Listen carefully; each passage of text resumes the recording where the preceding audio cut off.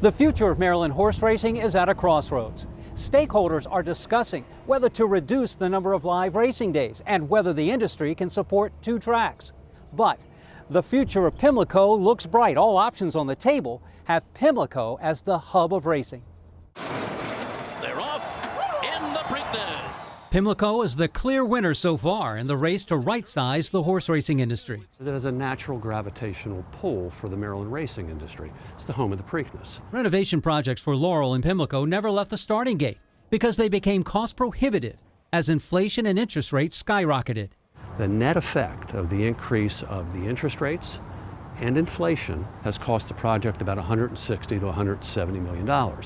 So when that became clear to the state public policy leaders, they said, we realize there's not enough money to do both projects. It was razor thin to begin with.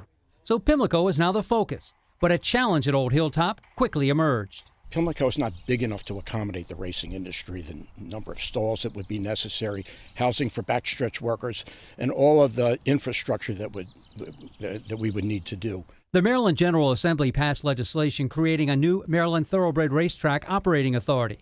Its task will be to look into other venues to train horses and house workers. The commission will have the power to acquire property, enter into contracts, and oversee day-to-day racing operations. Training facility options include the old Bowie Racetrack grounds. The former Navy Dairy Farm in Gambrels is large enough to accommodate training, but there are federal government security concerns to work out.